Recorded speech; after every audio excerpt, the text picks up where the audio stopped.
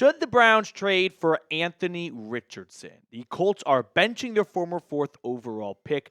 I think it's fair to say the Browns do not have a concrete plan at quarterback beyond this season. So every single available quarterback will be in consideration in some capacity. If the Browns, by the way, did end up with Richardson, that would be such a weird love triangle. If the Browns dumped Flacco, Flacco replaced Richardson, and then Richardson comes to the Browns. Kind of like when Malik Willis went from the Titans after losing to Will Levis, went to the Packers to replace Sean Clifford, who beat out Will Levis at Penn State. But my initial reaction to the idea of trading for Anthony Richardson is no. I do not think Anthony Richardson is a good quarterback. That is the most simplistic reason as to why I do not want to trade for Anthony Richardson.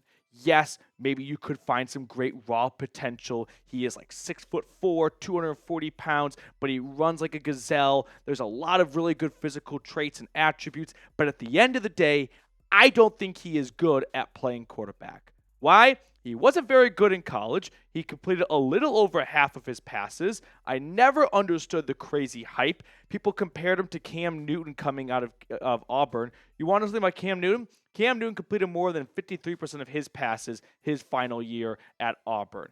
And then this year and the rest of his career, he has not been a very good runner or passer. He's not accurate. He completed 10 of 32 passes before tapping out for a third down play in a close game with a division rival Texans squad in which you were very much in that game. And I'm not surprised the Colts decided, you know what, for everyone else in that locker room, it is just best right now to go with the better option, which is Joe Flacco, because when we're flying with Flacco, we look like a wild card contending team. Meanwhile, with Richardson, it looks like a borderline Make-A-Wish project where I understand he's very raw and very young and he needs more experience, but if you're going to tap out of plays, well, if you're not going to take experience by voluntarily playing in football games, then what are we doing wasting our time here? I also think just from an X's and O's standpoint, it's an awful fit. I mean, we have seen when Kevin Stefanski is successful with his play action and his deep passes, which we saw with Flacco. We saw a little bit of Winston yesterday or on Sunday. So from a fit schematic-wise, it's not a very good fit. From a timing perspective, I don't think the Browns are looking to take on a quarterback that would be a project, right? They are looking to try and win, like especially Andrew Berry, who built a veteran roster that is ready to win right now. Bringing on a young developmental quarterback does not time up well with the Browns. If they were 5 years ago when Denzel Ward and Myles Garrett were very early in their career, okay, that's one thing. They're not. They have been in the league for a while now. They are in the prime of their careers. Do not waste the prime of their careers anymore by developing a young quarterback that may not even work out. And I don't think he will work out. So I'll turn the tables over to you right now. Would you trade for Anthony Richardson? I'm saying no for a lot of reasons. I'm not interested in giving up any draft capital for a quarterback I don't think is good. Don't be clouded by the first-round pick status. You know who else was a first-round pick? Josh Rosen. The guy was playing in the fourth quarter of Browns preseason games by year 3 of his NFL career. So no, I am saying no on all fronts to trading for Anthony Richardson. I didn't like him as a prospect coming out of Florida, and I don't like him anymore today. Now, next up on the show, I want to talk about whether or not Deshaun Watson is going to return in 2025. There has been a lot of discourse about the contract, and with it being a week plus removed from his injury, and after watching Jameis play and giving Browns fans, rightfully so, a lot of hope and belief of, hey, Jameis could be the quarterback of the future for this team. He's only 30 years old. He is basically just scratching the surface of his potential after sitting on the bench for a couple of years. What does that mean for Watson beyond this season? We're going to get into the X's and O's and really the dollars and cents of all that in just a moment here. But first, I want to give a shout out to our terrific sponsor, and that is Leaf Filter. We know Cleveland is built different, and so are their fans. And for those fans, there is only one way to protect their gutters. That is Leaf Filter. Leaf Filter has been protecting gutters in Northeast Ohio for nearly 20 years. As the official gutter guard of the Cleveland Browns, Leaf Filter has a limited time offer for Browns fans.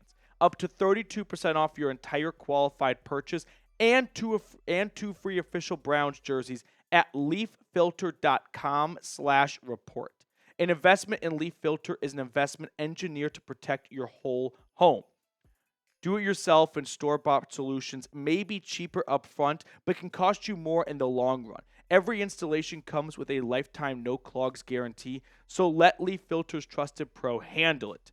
Schedule your free inspection now, and for a limited time, get up to 32% off your entire qualified purchase and 2 free Browns jerseys at leaffilter.com/report. That's a free inspection, up to 32% off, and 2 free Browns jerseys with qualified purchase at leaffilter.com/report.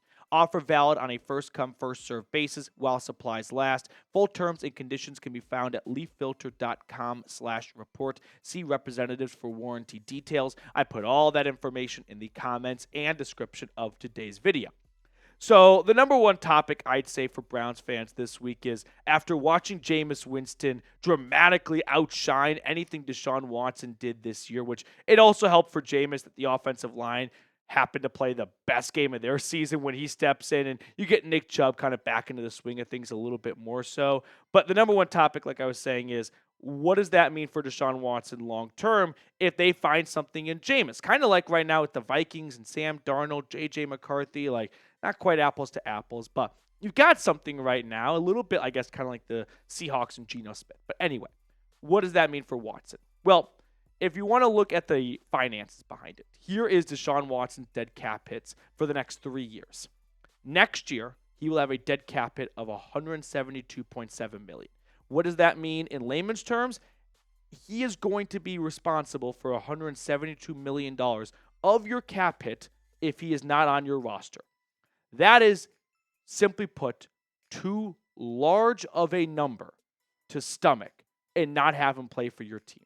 Whether he's a backup or a starter, you simply can't have $172 million of your salary cap, which is about, it's like 300-ish million, devoted to a player not on your team.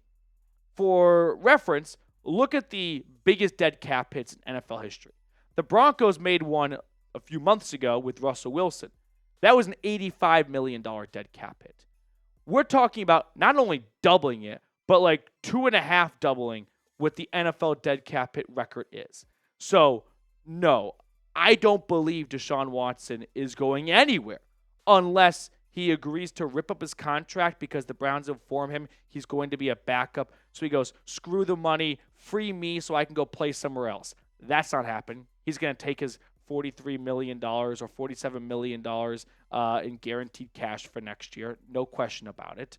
So what I predict is ultimately going to happen is if Jameis plays well, I think he will come back as the starter. If Jameis does not play well and it was more of a one-hit wonder, which there's a lot of football left, let's not rush to judgment and anoint him too quickly as the next king, then my gut tells me Deshaun Watson will be your starter week 1, 2025. I mean, I think there is a lot of belief from Haslam, and ultimately that is the last line of defense. He has the final say on something like this, that Deshaun Watson showed at the end of last year before he got injured. He was starting to heat up a little bit in the second half of the Ravens game. And then you go back to just a few weeks ago, second half against the Eagles, first half against the Bengals. I mean, like it or not, he was playing the best football of this year. Now, that's not saying a whole lot. The bar wasn't crazy high set by himself. But, yeah, I'll be the tough pill to swallow here. If Jameis does not continue to play well and the Browns feel like, okay, we don't have a surefire thing going there, they are probably going to go back to Deshaun Watson once he is healthy. Now, the Browns have a big home matchup coming up this week, trying to make it 2 in a row.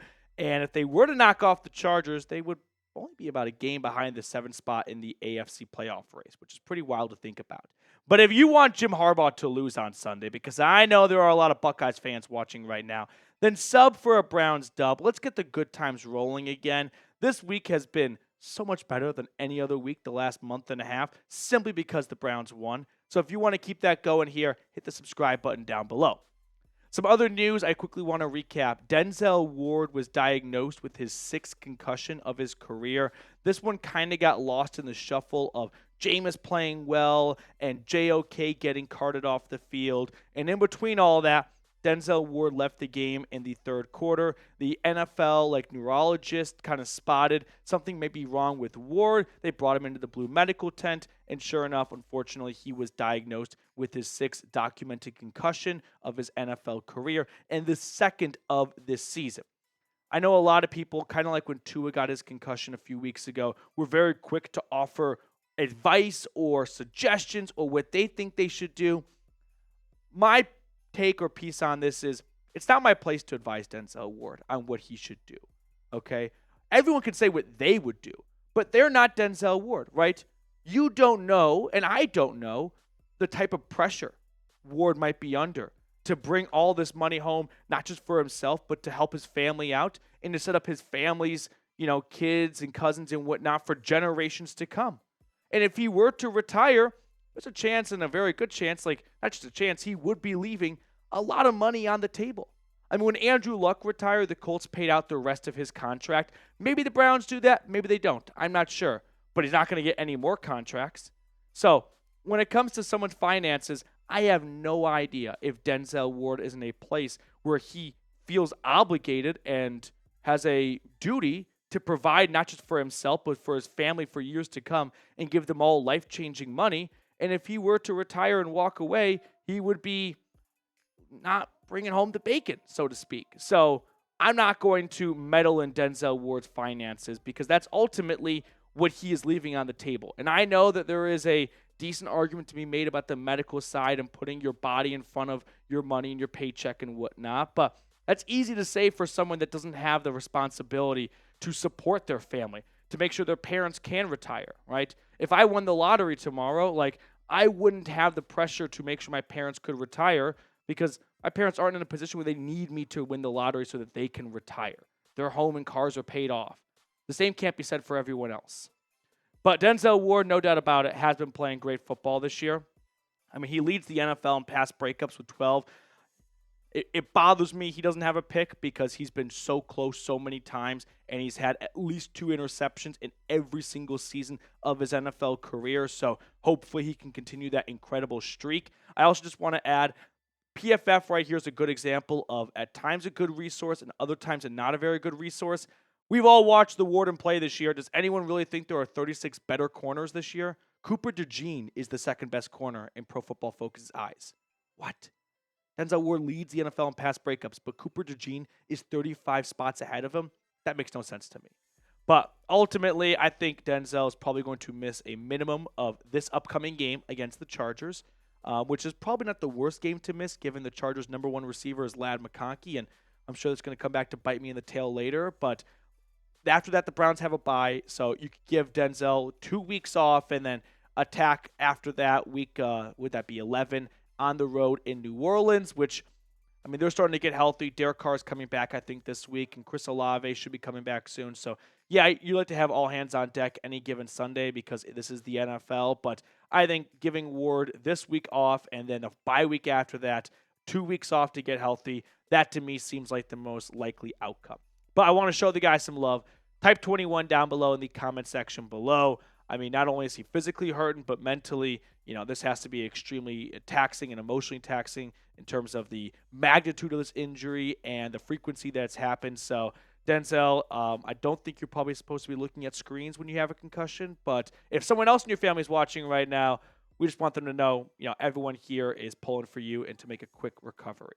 All right, before we get on out of here, I do want to show some quick love to the Brown and Orange Club. We have watch parties every single Sunday. We'll be live again this Sunday for the Browns-Chargers game. So if you want to get on screen and get shout-outs for the remainder of the season, hang out with us during our watch parties. $50 super chat. We add you to the club. Tim Green, Mike Dibble, Jeremy Stallman, Slow But Sure, David Botner, Jared Brandt, James Harper, Papa T, Joseph Deporte, Mike, Ray Bidding, Dr. No, Eli Green, John Porter, Scorpion, Max T, Jacob Bate, Drunken Honky, Pistol Slothy, and Kiki. Thank you guys, along with Richard Belt, for being such loyal contributors to the channel. Really appreciate what you guys bring every single Sunday.